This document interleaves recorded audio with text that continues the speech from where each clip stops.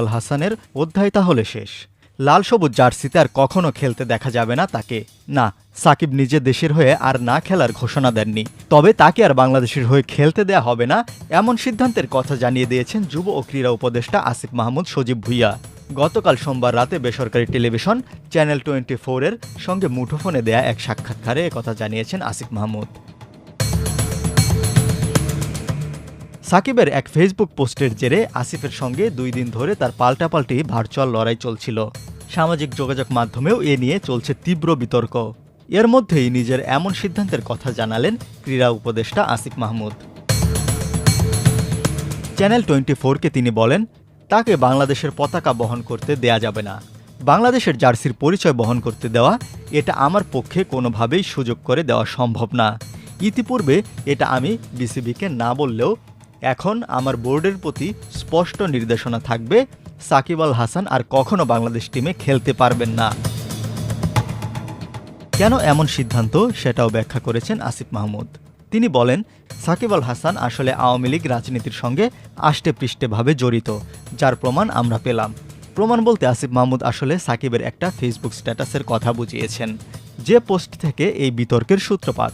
তবে এর আগে পেছনের ঘটনাও একটু মনে করা যাক। গত বছর 5 আগস্ট ছাত্র জনতার অভ্যুত্থানে শেখ হাসিনা সরকারের পতনের সময়টায় সাকিব ছিলেন দেশের বাইরে। এরপর আর দেশে ফিরতে পারেননি নৌকা প্রতীকে দ্বাদশ সংসদ নির্বাচনে সংসদ সদস্য হওয়া সাকিব। আরও অনেকের মতো সাকিবের নামেও হত্যা মামলা হয়েছে। তার বিরুদ্ধে শেয়ার কেলেঙ্কারির অভিযোগ আছে দুদকের মামলাও। সেই সাকিব গত রোববার রাত 9টার দিকে ফেসবুকে একটা ছবি পোস্ট করেছেন। সেই পোস্টে গত বছর গণঅভ্যুত্থানের পর পলাতক সাবেক প্রধানমন্ত্রী শেখ হাসিনার সঙ্গে নিজের একটা ছবি দিয়ে সাকিব লিখেছেন, শুভ জন্মদিন আপা। এর একটু পরেই সেদিন রাত 10টার দিকে ক্রীড়া উপদেষ্টা আসিফ মাহমুদ তার ফেসবুকে স্ট্যাটাস দেন, একজনকে পুনর্বাসন না করায় সহস্র গালি দিয়েছেন আপনারা আমাকে, but I was right, end of the discussion. এর জবাবে গত রোববার রাত 11টা 20 সাকিব নিজের ফেসবুকে লিখেন, যাক শেষমেশ কেউ একজন স্বীকার করে নিলেন যে তার জন্য আমার আর বাংলাদেশের জার্সি গায়ে দেওয়া হলো না, বাংলাদেশের জন্য খেলতে পারলাম না। সেটার জবাবে গতকাল বিকেল 5টার দিকে আসিফ মাহমুদ নিজের ফেসবুকে আবার লিখেন, ভাইয়া আমাকে জোর করে নমিনেশন দেওয়া হয়েছিল, আমি শুধু নির্বাচনটাই করতে চেয়েছিলাম, আওয়ামী লীগের দলীয় রাজনীতিতে জড়িত হয়নি। যার হাত ছাত্র জনতার রক্তে রঞ্জিত, তাকে বাংলাদেশের পতাকা বহন করতে দেওয়ার প্রশ্নই ওঠে না।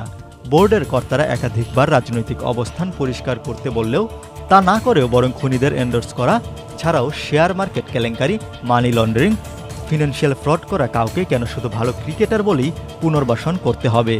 আইন সবার জন্যই সমান, ফেস ইট। দুজনের পাল্টাপাল্টি এই স্ট্যাটাসগুলো নিয়ে যখন সামাজিক যোগাযোগ মাধ্যম তোলপাড়, এর মধ্যেই চ্যানেল 24-এর সঙ্গে সাক্ষাৎকারে সাকিবের আন্তর্জাতিক ক্যারিয়ার নিয়ে চূড়ান্ত সিদ্ধান্ত জানিয়ে দিলেন আসিফ মাহমুদ।